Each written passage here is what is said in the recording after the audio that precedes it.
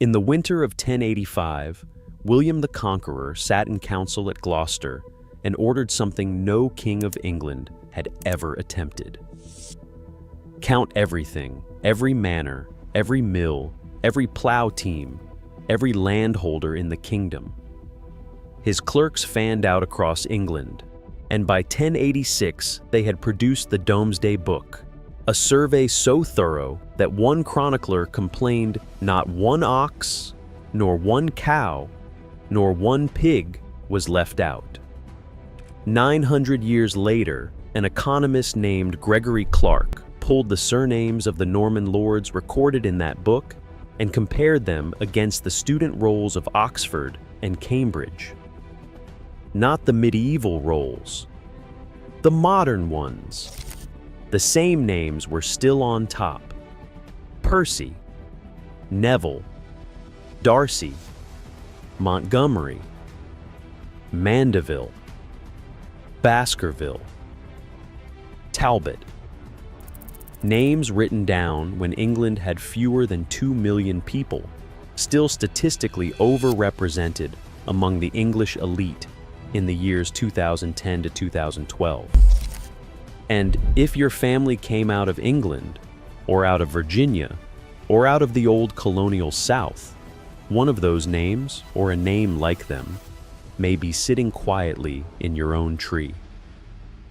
This is the story of how scientists compared two lists 9 centuries apart, what they found, which families never fell, and why the answer crossed the Atlantic long before your ancestors did. Start with the book itself. The Domesday Survey covered most of England south of the River Tees, parish by parish, and the finished volumes were kept at Winchester, the old capital of Wessex.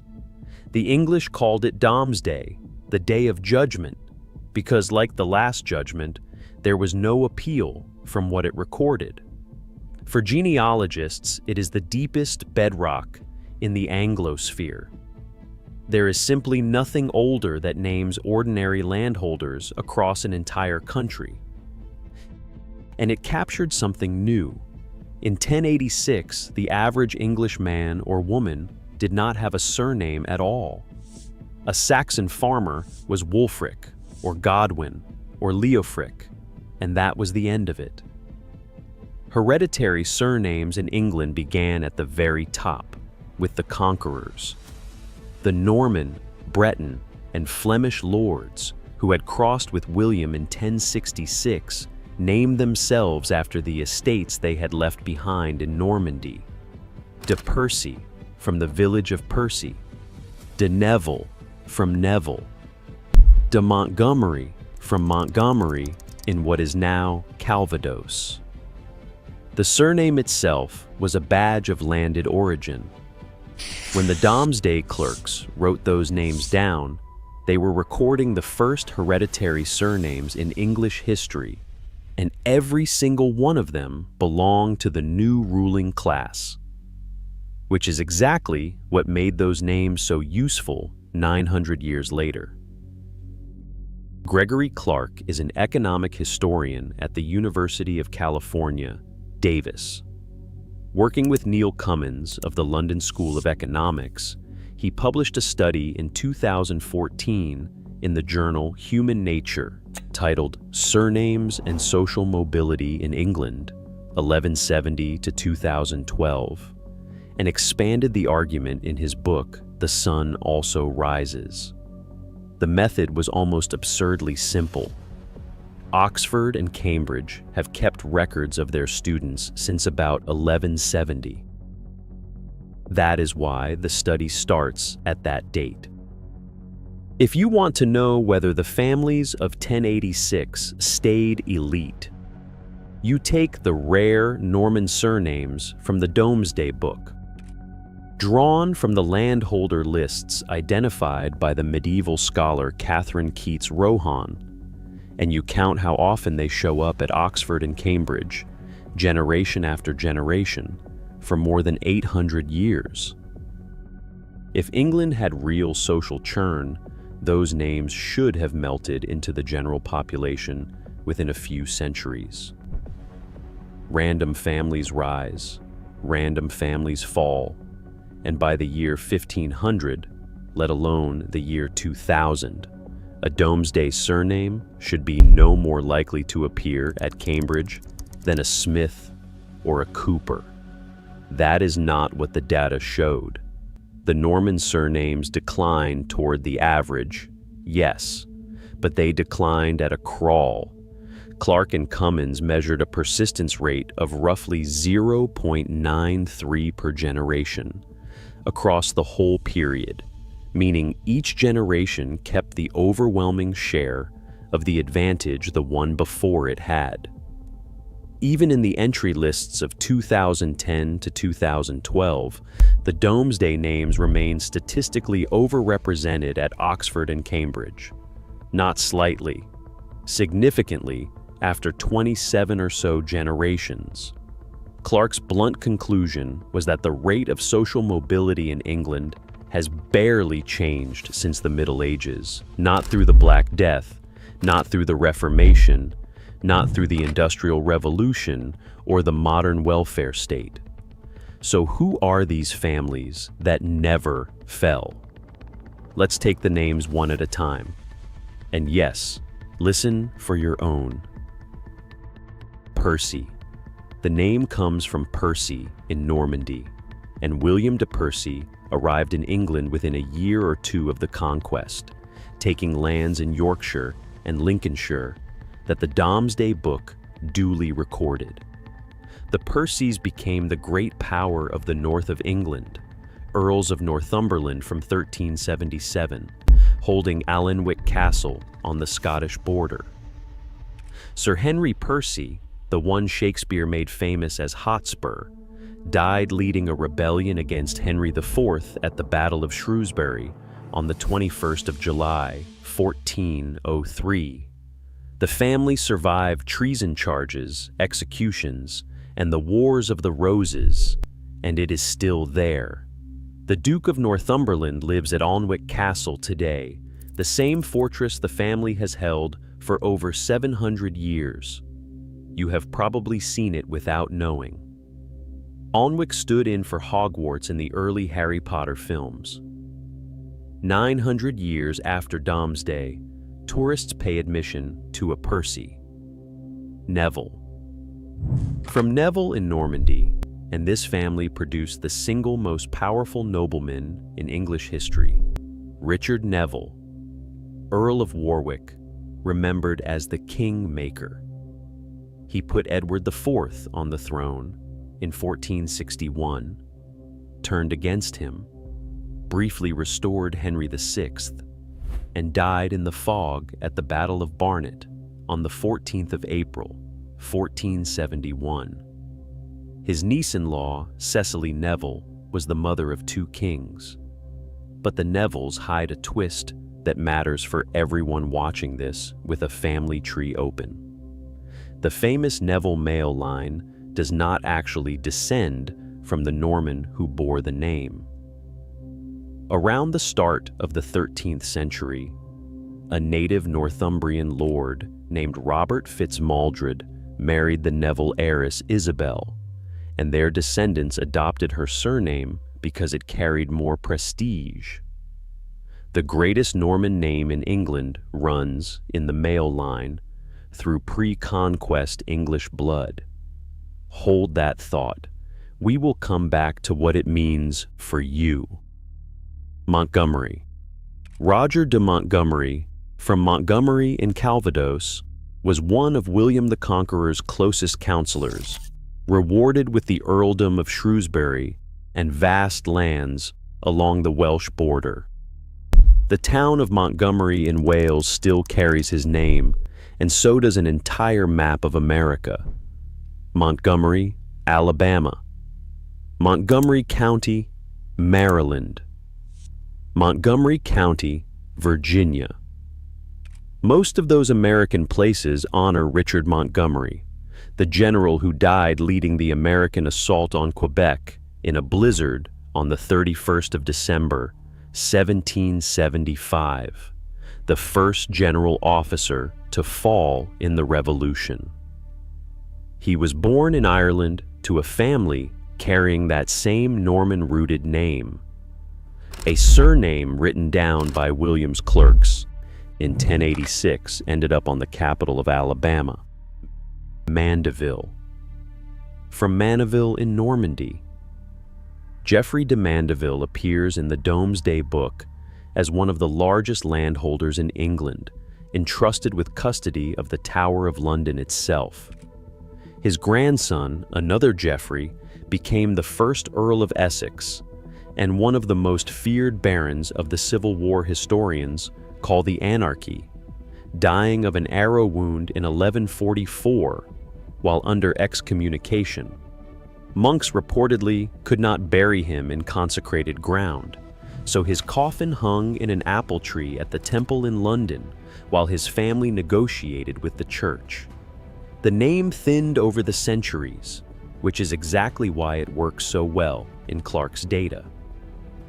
Rare names cannot hide. Darcy, from Arcy in Normandy. A Norman Derecki held lands in Lincolnshire at the time of Domesday, and the family rose through the medieval baronage. Thomas Darcy, Baron Darcy de Darcy, was beheaded on Tower Hill in June 1537 for his part in the Northern Rising called the Pilgrimage of Grace. And of course, when Jane Austen needed a name in 1813 that would instantly signal ancient landed money to every reader in England, she called her hero Fitzwilliam Darcy. She chose well. The name had been signaling exactly that for 700 years before she wrote a word. One caution for our Irish viewers, and there is a real Irish audience for this. Many Irish Darcys descend not from the Norman line at all, but from the Gaelic family O'Dorchady, whose name was anglicized to Darcy in the 17th and 18th centuries. Same spelling on the page today, entirely different river of ancestry underneath. This is why the paper trail matters more than the name, and we will end on that. Baskerville, from Boskerville in Normandy. The family settled in Herefordshire on the Welsh border after the conquest and held land there for centuries, with a seat at Erdesley. If the name sounds like fog and moorland to you, that is Arthur Conan Doyle's doing. The Hound of the Baskervilles appeared in 1902, and Doyle reportedly borrowed the surname from a real man, his driver Harry Baskerville, during a stay in Devon. A Domesday name, still ordinary enough in 1901 to belong to a coachman, still elite enough on average to register in Clarke's statistics a century later. Both things are true at once, and that tension is the honest heart of this whole story. 3 more from the study's own list, briefly. Talbot, whose most famous bearer, John Talbot, Earl of Shrewsbury, was the last great English commander of the 100 Years' War, killed at Castillon in France on the 17th of July, 1453. Punchard, a genuinely rare Norman name that survives in small numbers to this day, and rare names like it are the gold standard for this kind of research because nobody adopts them for prestige. And one the study does not name, but the conquest certainly brought, Beauchamp, the family of the medieval Earls of Warwick. If you have Beauchamps in your tree, or Beauchamps, say it the English way, the spelling is French, the pronunciation is Beauchamp, and the name means beautiful field. If you're checking your own tree against these names right now, that is exactly the point of this channel. Subscribe, because we trace one lineage like this every week. Now, let's cross the Atlantic, because this is where the story lands in America. In May of 1607, 3 ships put 104 settlers ashore in Virginia, and among them was George Percy, the youngest son of the 8th Earl of Northumberland, a direct member of that Domesday family at Jamestown in the founding year of English America. He kept one of the most valuable eyewitness accounts of the colony's early horrors, and twice served as its governor. The Norman elite did not just persist in England, it was physically present at the American beginning. And Percy was not an outlier. Look at the founding stock of Virginia.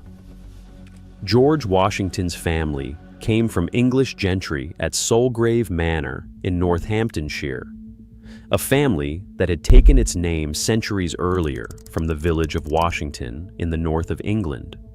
And John Washington carried the name to Virginia around 1656. Richard Lee I, ancestor of the Lees of Virginia and of Robert E. Lee, arrived by 1640, claiming descent from the gentry Lees of Shropshire.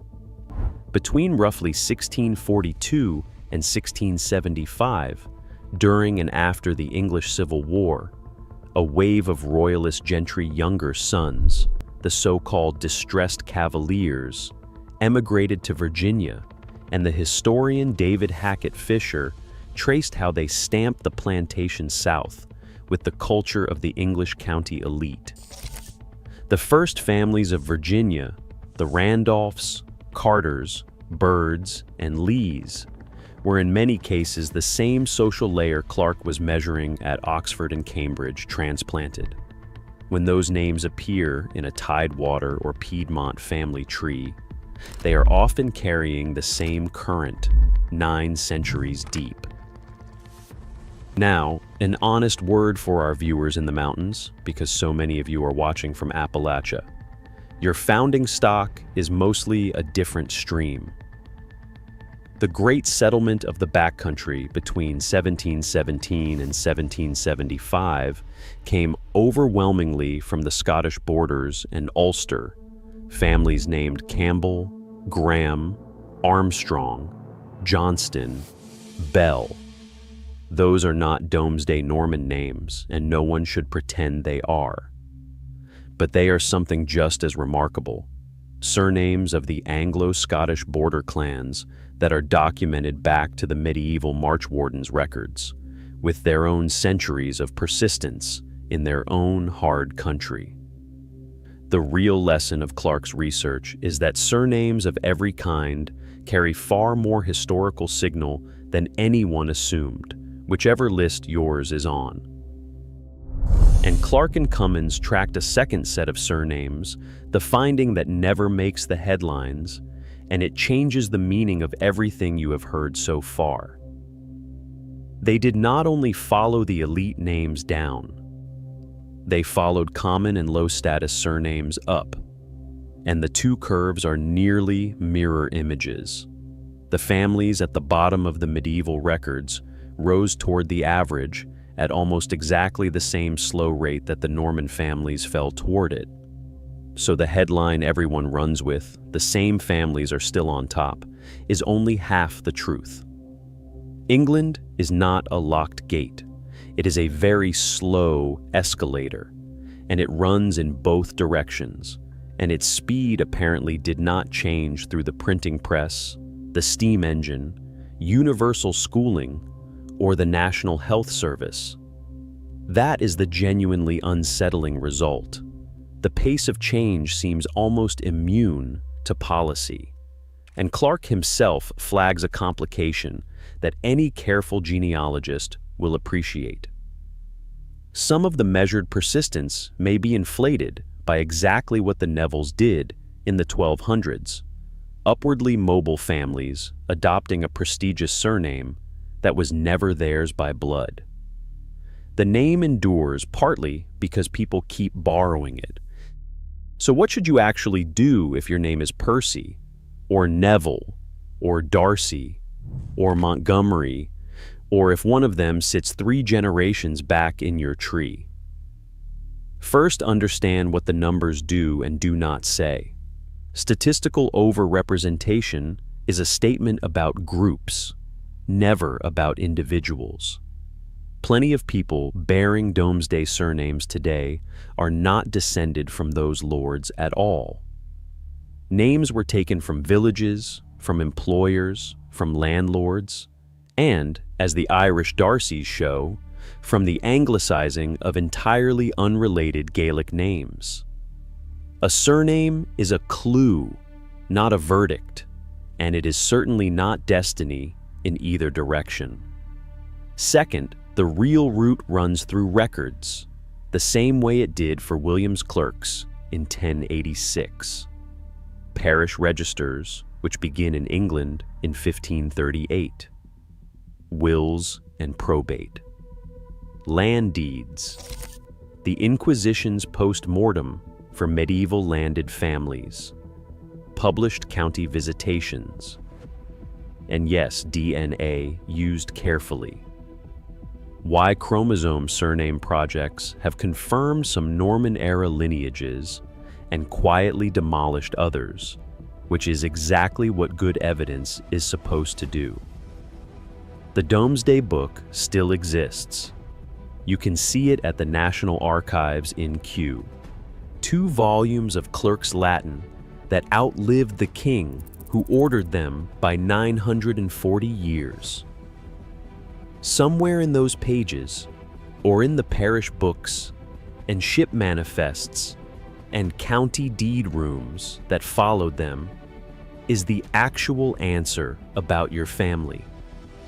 Not the statistical one, yours.